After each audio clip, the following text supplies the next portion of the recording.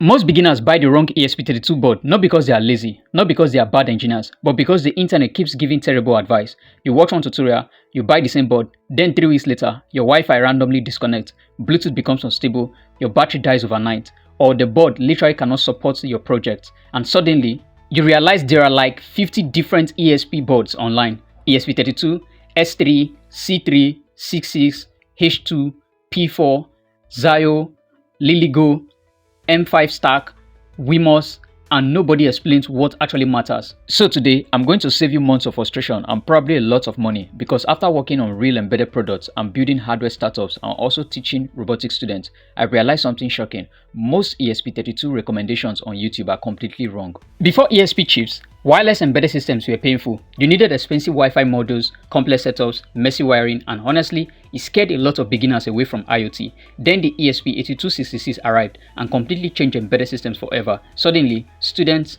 makers, startup founders could build connected products from their bedrooms. And today, ESP boards power everything from smart homes, wearables, industrial monitoring, AI cameras, robotics, and even real commercial products. That's why everybody's suddenly using ESP32. And if you want the full story of how ESP32 completely took over embedded systems, I made an entire deep dive video on it. But don't leave yet, because choosing the wrong ESP board is where most people still fail badly. So here's the biggest mistake beginners make. They think all ESP32 boards are basically the same. They are not. Some are optimized for battery life, some are built for AI, some are terrible for portable devices, some secretly have awful USB implementations, some have unstable power regulators, and some are honestly just e-waste with RGB LEDs. Choosing the wrong board is like using a gaming PC as a security camera. Yes, it technically works, but it's the wrong tool. So instead of giving you another boring list of boards, I'm going to rank ESP boards based on actual engineering use cases, from beginner projects to battery devices,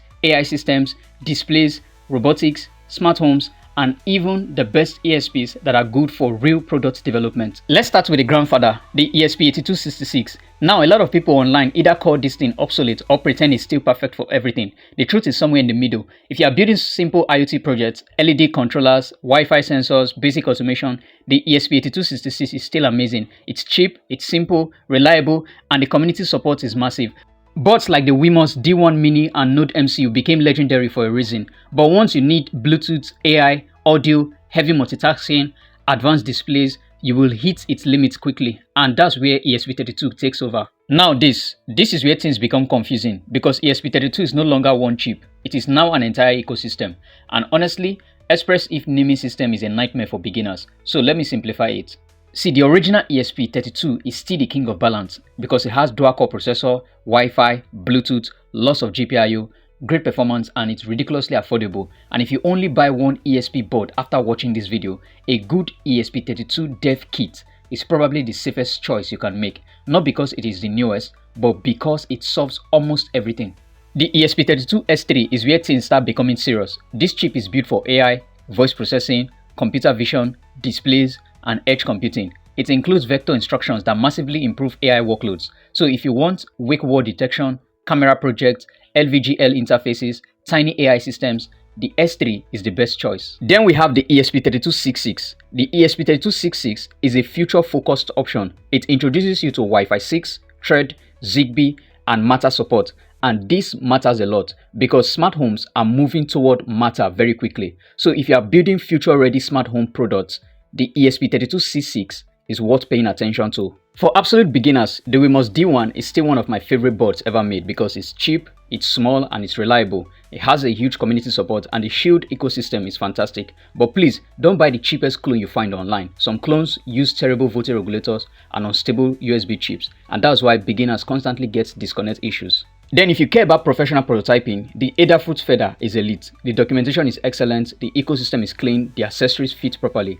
and the engineering quality is genuinely good. And that matters more than people realize because bad hardware wastes engineering time, and engineering time is expensive.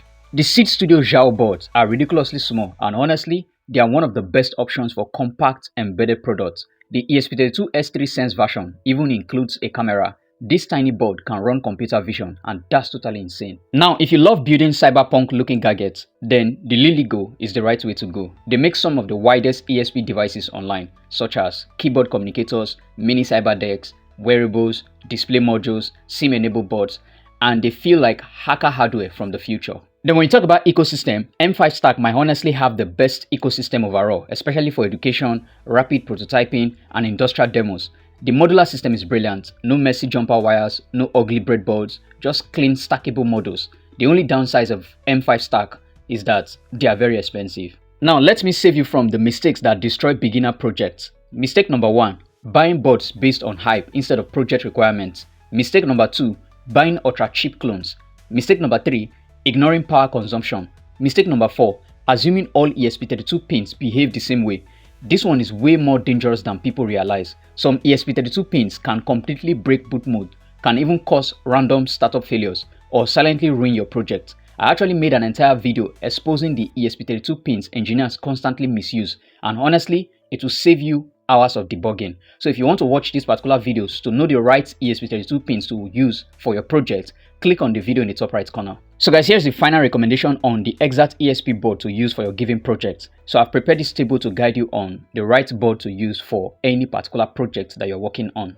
The truth is, the best ESP board is not the most expensive one. It is the one that solves your problem properly. That's what real engineering actually is. Not buying the most powerful hardware, but understanding trade-offs. If this video saved you from buying the wrong development board, subscribe to Embedded Systems Diary, because this channel is all about real embedded systems engineering, not fake maker hype. And if you ever wasted money buying the wrong development board, please drop it in the comment section below. I genuinely want to hear your story. And in the next video, I'm going to be exposing the microcontrollers that quietly destroy hardware startups.